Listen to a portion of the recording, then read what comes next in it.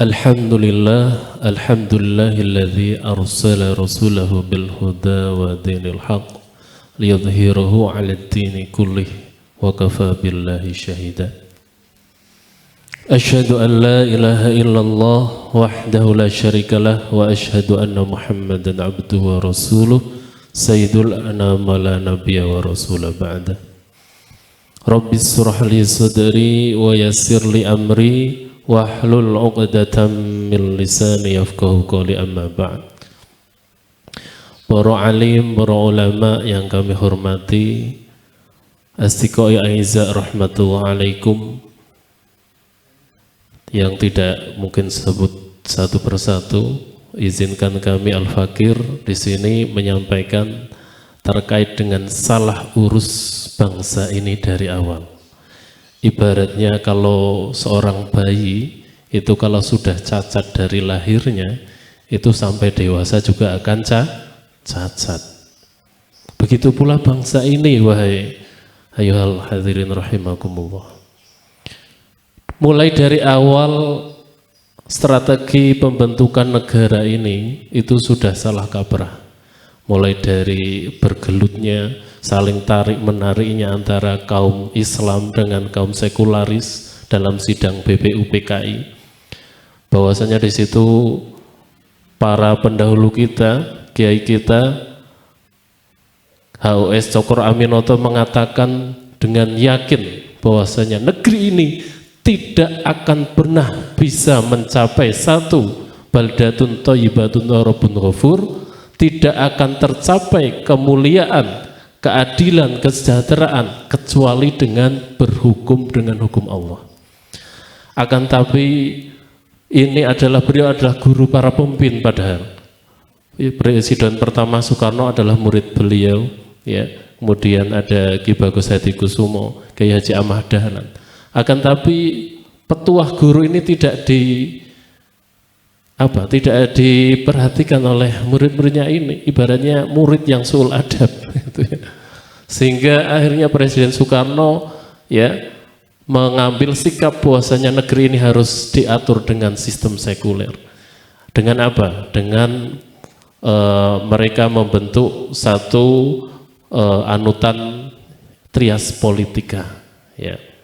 Padahal kalau kita lihat trias politika itu bukan lahir dari Islam, nggih. Ada yang pernah ngaji kitab bab tentang trias politika, mboten. Lah, kenapa kok ini diambil itu? Padahal ini jelas-jelas bukan dari rahimnya Islam.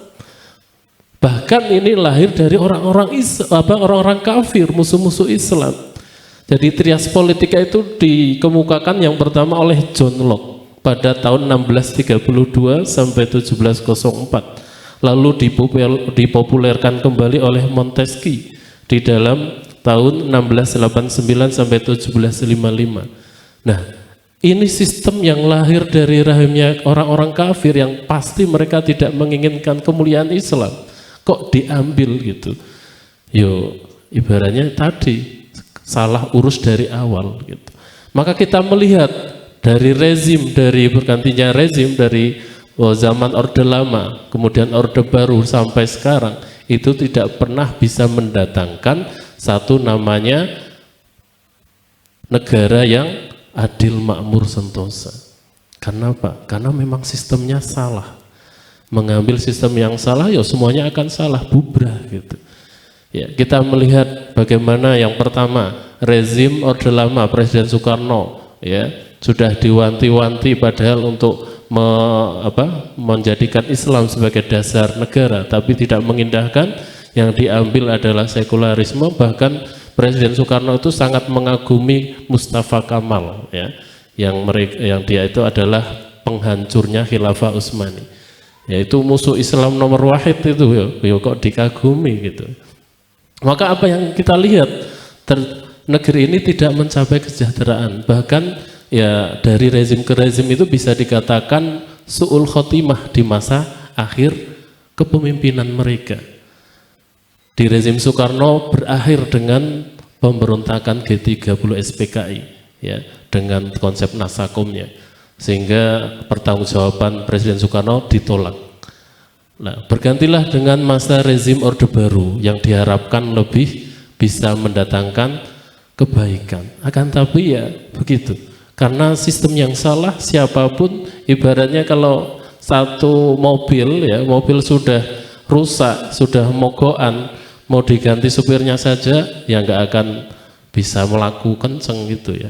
Ini diganti dengan rezim Orde Baru, Presiden Soeharto. Sama tidak mampu membawa negeri ini kepada baldatun thayyibatun rabbun ghafur. Sehingga di akhir masanya juga sama, su'ul khotimah ya, dengan krisis moneter ya yang begitu luar biasa ya, bahkan dia juga dilengsarkan oleh rakyat. Lalu bergantilah masa reformasi yang diharapkan reformasi mampu merubah segalanya. Tapi apa lanjut, semuanya malah lebih parah ya, sehingga ada jargon enak zamanku toh. Nah itu padahal pada zaman Soeharto pun ya nggak enak-enak juga gitu ya. Tapi ternyata reformasi malah lebih buruk gitu. Kita melihat presiden kita pernah dipimpin oleh seorang kiai, Kiai Haji Abdurrahman Wahid atau Gus Dur. Ya, tapi sama saja. Bahkan malah di akhir kepemimpinan beliau juga dilengsarkan itu kan, nggak sampai selesai dengan kasus Bulogit, Brunei Gate. Ya, dan keberanian Gus Dur itu untuk merenovasi militer sehingga banyak anggota militer itu yang malah menentangnya. Digantilah dengan presiden wanita. Nah, kalau dalam Islam jelas sekali, barang siapa yang memberikan amanah kepemimpinan kepada wanita, maka negeri itu tidak akan beruntung. Ya betul nggak beruntung gitu ya. Jadi aset-aset BUMN dijual termasuk Indosat ya, sehingga Megawati meninggalkan undang-undang Minerba yang liberal gitu ya.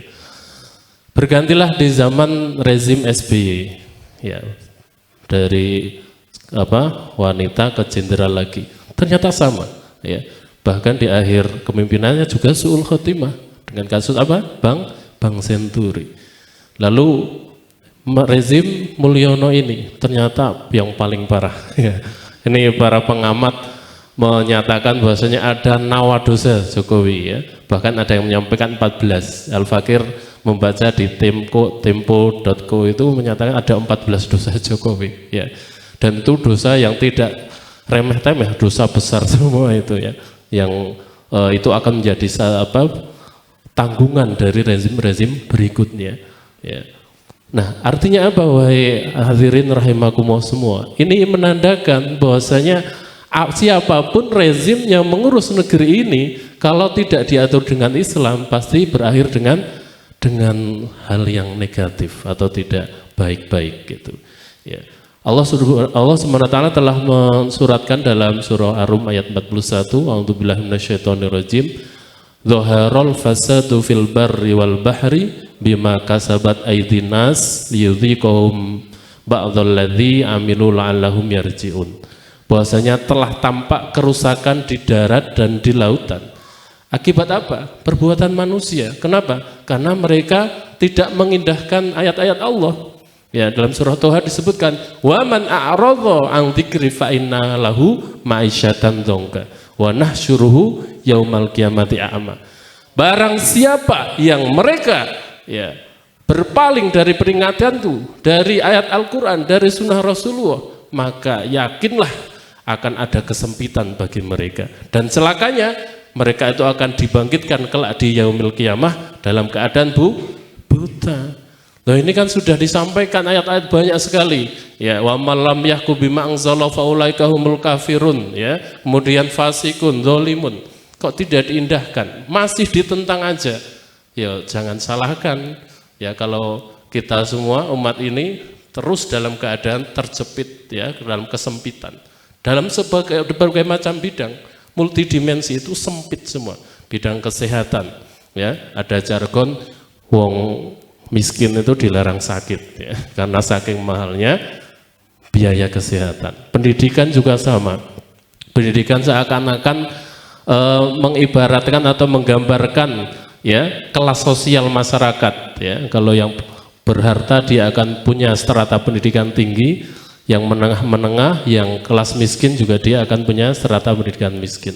Nauzubillah.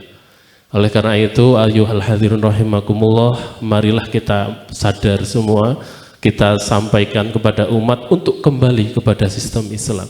Sistem di mana di situ telah dijamin oleh Allah Subhanahu wa taala, walau anna ahlal qura amanu wattaqau la fatahna 'alaihim barakatim minas sama'i wal ard, yang insya Allah nanti akan disampaikan pemateri setelah Al-Fakir.